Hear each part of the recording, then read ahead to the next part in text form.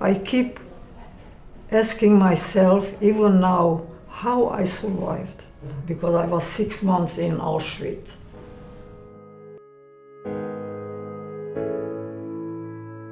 My name is Stephanie Hecht. When I was a girl, I was Cohn.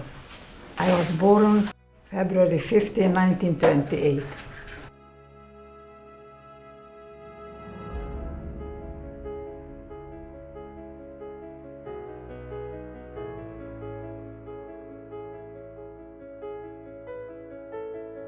And Bayamari was a big city. They had gold mines. I am always thinking and sorry that how could happen that I didn't remember more.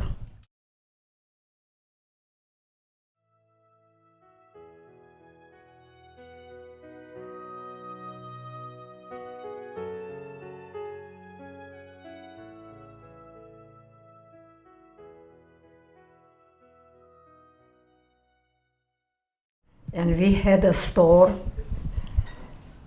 which is still there. We were able to handle packing things to be able to have ready by the time the customer comes and to be able to sell it. We used to play with the ball. Soon we were able to free from the store, like myself. I had friends in the neighbor. We were playing with the ball.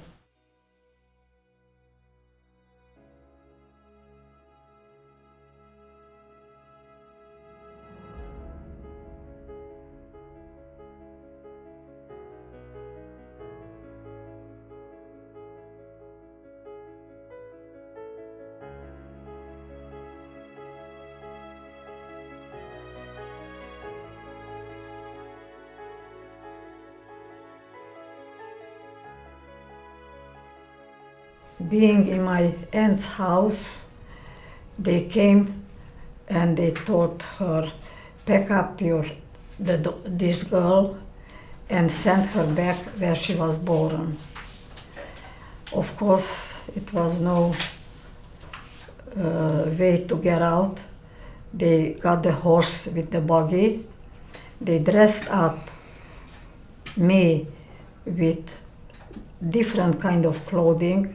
They shouldn't recognize me, how old I am or who I am. We didn't know anything why, but they said, you have to go back where you were born. I arrived home. Then the Nazis were already all over, placed in houses. One of the German who was placed in our room, he was questioning us if we want to escape. Where? Why? We didn't do anything.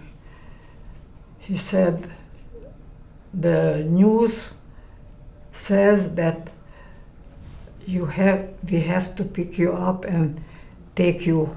But we said, where we can go? My aunt is 65, the two twins. Only my brother was grown up. He was 18. And we didn't move. We didn't have anybody whom we would connect.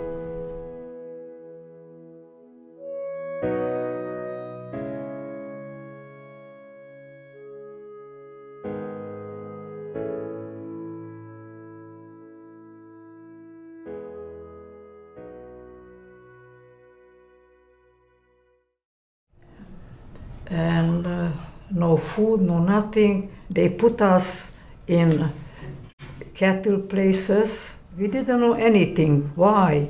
And we were children also. They took us to Borpa. That was in Borpatok. From there, couple days, we were waiting. We didn't know why, where. The train came, and they stuffed us in the train, 70 people. And we arrived to Auschwitz. We didn't know where, nobody talked to us. Me, my aunt, and the twins, we wind up in the corner. And then the door opens, they started to scream, out, out, schnell, schnell. And of course we didn't understand German, but they were pushing. And it was a wooden steps going down, and we climbed down, and then they said, you go to right or left, left. And my siblings and my aunt, they went to the right. No hello, no nothing. We just separated like the animals.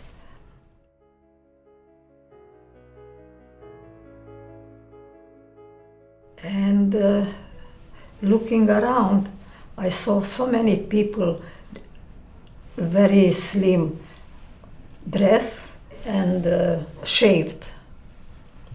And I said, oh, these people probably are sick people, because they were all shaved. In 10 minutes, they sent us to the room where they were shaving the people. And right away, I looked also the same way, like them. And after that, they sent us where they were giving you a dress. You had to leave your shoes and pick another shoes. And from there, it was like a washroom kind of, long, with a bathroom. And from there, they told us, you go to number 20, 22, 23, whatever. So I wound up in the number 20.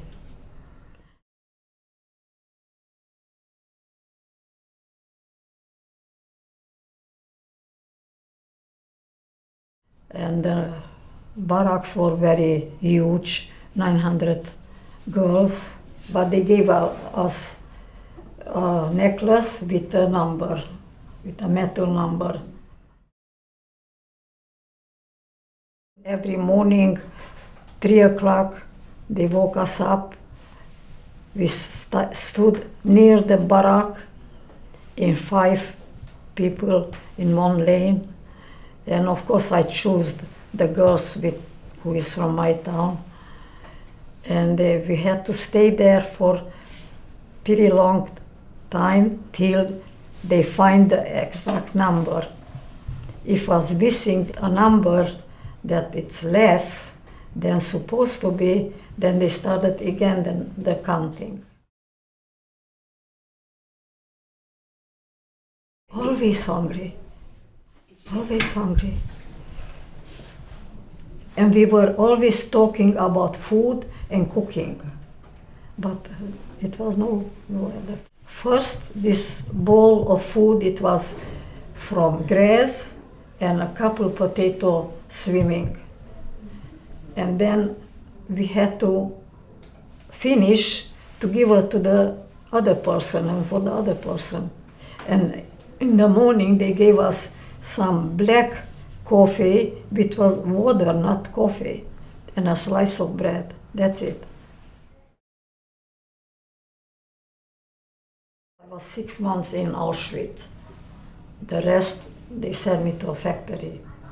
He put us in lane on the empty space outside and selected 250 girls to send to work. We didn't know where, what work.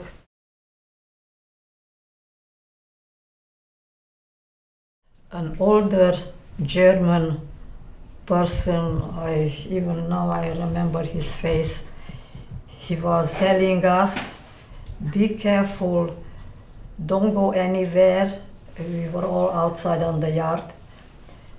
Don't go anywhere for a while, because in the mountains and all over there are Russians, there are Germans, and they're gonna grab you and kill you, whatever they're gonna do.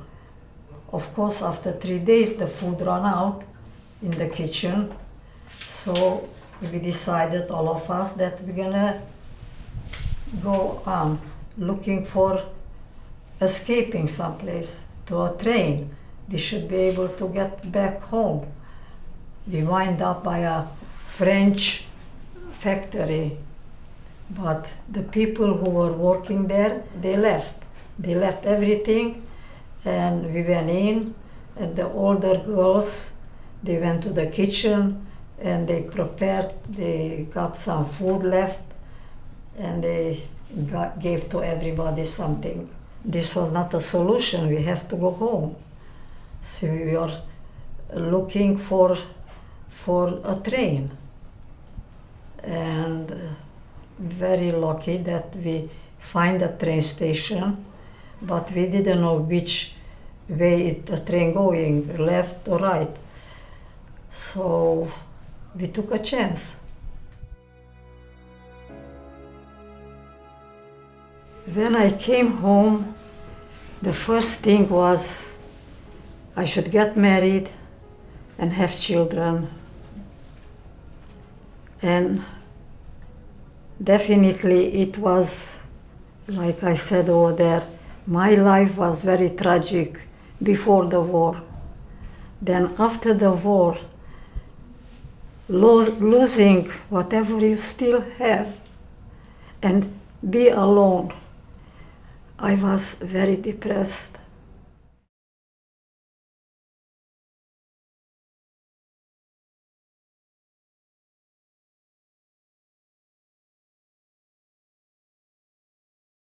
My mother must have received all her strength, her survival strength, from Auschwitz, going through a tragedy that we can't imagine.